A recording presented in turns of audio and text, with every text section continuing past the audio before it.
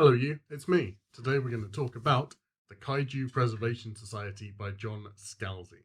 This is the first thing I've read by them and I think it's probably a really great place to jump in. I had a lot of fun. This is probably going to be a short review because this is a short book, so I'll be doing plot, review, stuff I liked, stuff I didn't like. It'll all be marked on the time bar. Jamie is an employee laid off during the COVID pandemic from the company they work for, desperate for more work to pay rent and bills. While delivering food to earn any cash they can, they're offered a job by an ex-colleague of theirs that now works for something called the Kaiju Preservation Society. The multiverse is real, and on an Earth adjacent to ours, mountain-sized kaiju roam, occasionally slipping through into our reality through the tears caused by nuclear explosions and nuclear power plants. The KPS travel in teams to this parallel Earth, monitoring the kaiju, studying them, guarding the tears, making sure nothing slips through to our side, while at the same time escorting tourist groups of billionaires into the field to gawp at the huge monsters. This is absolutely not a serious novel, and that is okay.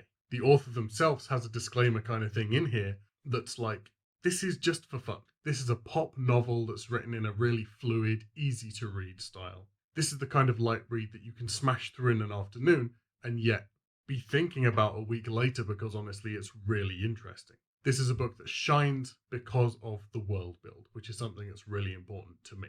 It feels almost like a thought exercise.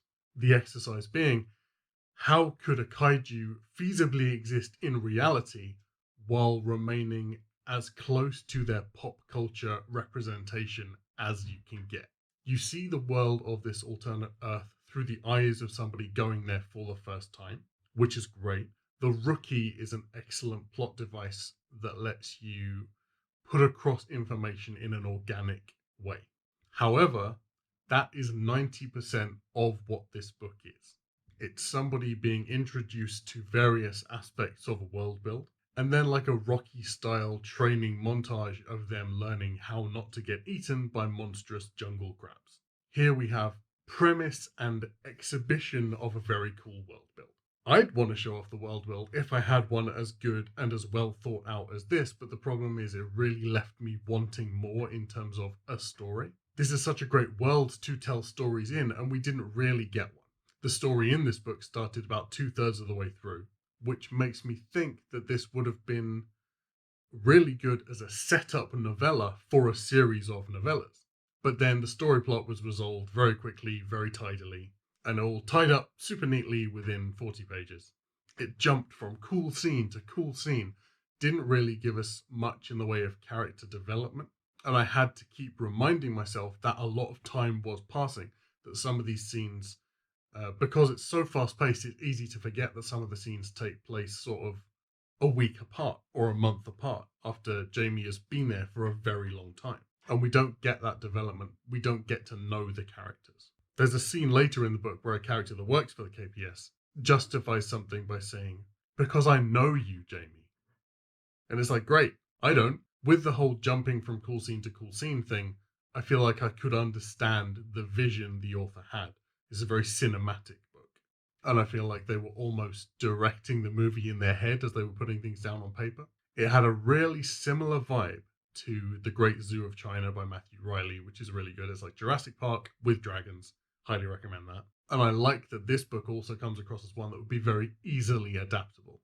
The characters, like the book, are light-hearted and funny. Maybe funny in a way that relies a bit too heavily on snarky, but hey. They all have interactions together, but outside of Jamie being taught things, the things they talk about seem pretty banal. So you have this contrast of them being in a really high stakes environment, but then also not really being invested in anything that happens to people outside of the main character because you don't know them. There were a couple of characters like Sadie, the helicopter pilot, who were very memorable and very cool. I would have liked to see more of them. I think I just wanted this book to be a couple of 100 pages longer than it was. This isn't a particularly deep book that I can pull apart a multitude of different ways.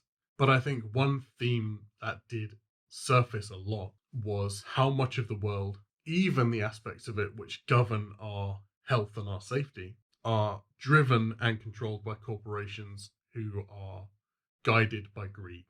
And that the people at the top of those ladders feel exempt from the laws that everybody else has to abide by. And that money, when you have enough, can literally buy you anything.